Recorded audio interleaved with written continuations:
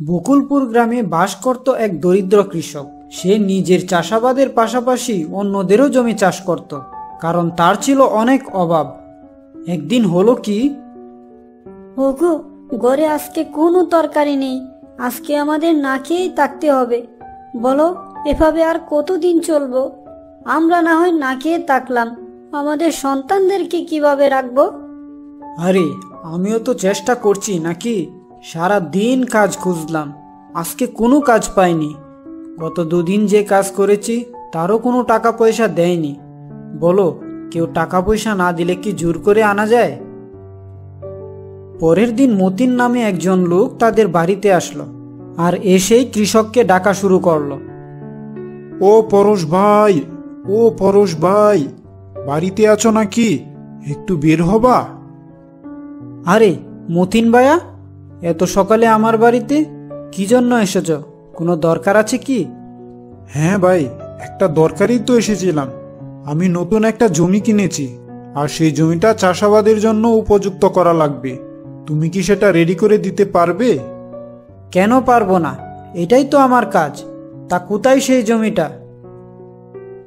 হ্যাঁ, বিধাতা মনে হয় আমাদের দিকে মুখ তুলে তাকিয়েছে।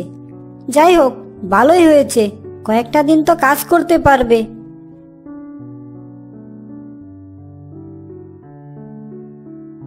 কিছুক্ষণ পরেই পরশ মিয়া খেতে কাজ করতে শুরু করে দিল। সে প্রথমে কোদাল দিয়ে মাটি কাটা শুরু করলো। এ কি, কোদালে মনে হয় কিছু একটা লেগেছে। দেখি তো এটা কি।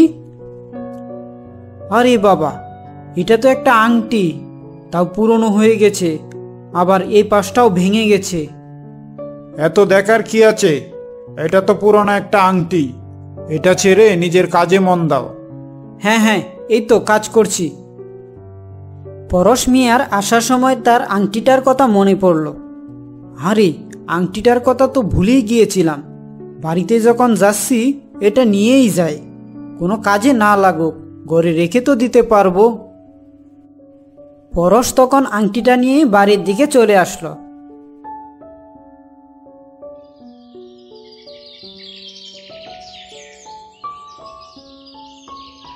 তুমি হাতে করে এটা কি নিয়ে এসেছো? দেখতে তো অনেক সুন্দর লাগছে।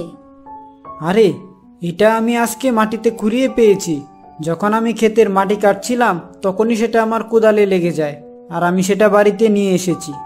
আচ্ছা বউ, দাও তো কিছু মুড়ি দাও আমায়, আমার খুব খিদে পেয়েছে। পরশ যখনই মুড়ি আনার কথা বলল, তখনই আস্ত একটা মুড়ির প্যাকেট সামনে এসে হাজির হয়ে গেল। আরে এ কি অবাক কাণ্ড! এই মুড়ির প্যাকেট কোথা থেকে আসলো? এটা কি আকাশ থেকে পড়েছে নাকি? আর এটা কোথা থেকে আসলো? দেখি আরেকবার চেষ্টা করে দেখি কিভাবে এটা হয়ে গেল। গিন্নি, তুমি আমায় এক গ্লাস দুধ দাও তো। আরে বাহ, আশ্চর্য! এটা তো মনে হয় আংটি থেকে আসছে। আমি যা চাচ্ছি তাই আসছে। এটা তো মনে হয় জাদুর আংটি। আমাদের কষ্টের দিন মনে হয় ফুরাচ্ছে।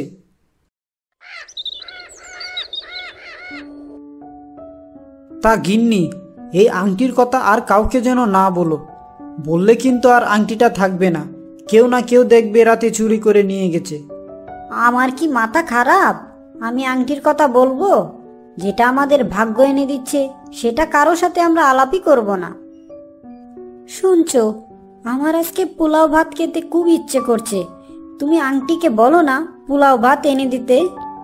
আরে আচ্ছা, এখনই বলছি। বউ, আমায় পোলাও ভাত এনে দাও তো। এই দেখো কত খাবার চলে এসেছে। আমাদের আর চিন্তা কি?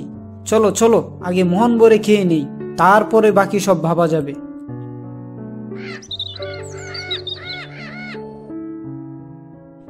এভাবে আস্তে আস্তে পরশ মিয়া অনেক ধনী হয়ে গেল, আর সেটা মানুষের চোখে বেজে গেল। দেখেছিস ভাই, পরশ মিয়া তো কত তাড়াতাড়ি ধনী হয়ে গেল। সে কি পরশ পাথর খুঁজে পেয়েছে নাকি? আরে আমাদের মতোই তো আগে সাধারণভাবে চলতো, এখন এত টাকা কোথা থেকে আসলো? অতি দ্রুত একটা বাড়ি করে ফেললো, গাড়ি করে ফেললো, আর ওর অবস্থা দেখে তো বোঝা যায় জমিদার হয়ে গেছে। তুই ঠিকই বলেছিস ভাই। গ্রামের লোক তো বলা বলি করছে, এভাবে কেউ আঙুল ফুলে কলা গাছ হয়ে যায় কি না। আচ্ছা চল আমরা ওর বাড়িতে যাই, বাড়িতে গিয়ে চুপি চুপি দেখি ওরা কি করে, তাহলে আমরা ব্যাপারটা ধরতে পারবো। মা, কেউ ঘরে আছো? আমার খুব খিদে পেয়েছে, আমাকে কিছু খাবার দেবে? আমি কদিন ধরে খুব ক্ষুধার্ত, আমাকে কিছু খাবার দাও মা। না না, আপনি অন্য বাড়িতে যান, আমার এখানে আজকে আর খাবার নেই। তা সবাইকে আমি খাওয়াবো নাকি? আমি কি গরিবদের খাওয়ানোর জন্য বাজার সদাই করি? যান যান, এখান থেকে চলে যান, সামনের বাড়িতে দেখেন। বাবা, একদিন তোমাদের কিছুই ছিল না, আজকে সব কিছু আছে। এজন্য কি মানুষের সাথে খারাপ ব্যবহার শুরু করেছো? আর আমি গরিব দেখে কি তোমাদের সাথে খেতে পারবো না? আপনাকে তো বলেছি আপনি চলে যান। আপনি কেন এত ঘ্যান ঘ্যান করছেন? আর আমার এত ঘ্যান ঘ্যান ভালো লাগে না, যান এখান থেকে।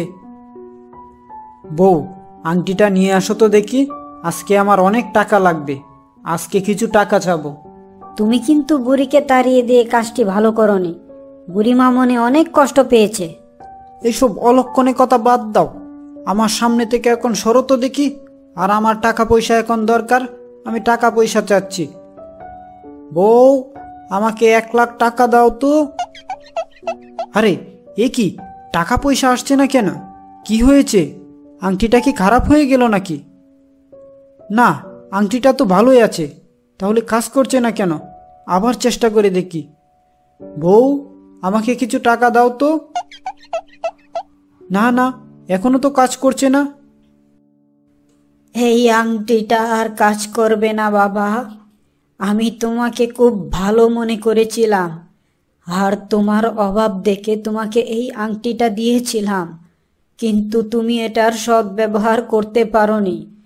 তুমি অনেক অহংকারী হয়ে উঠেছ, আর অহংকার মানুষের পতন করে। তুমি আগে যা ছিলে তাই হয়ে যাবে, আর কোনো আফসোস করেও লাভ হবে না। তখন আস্তে আস্তে পরশের আগের অবস্থা ফিরে এলো।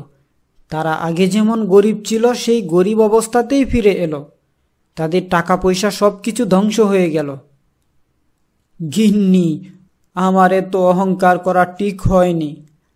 আজকে দেখো, আমার অহংকারের কারণে আমার এই অবস্থা।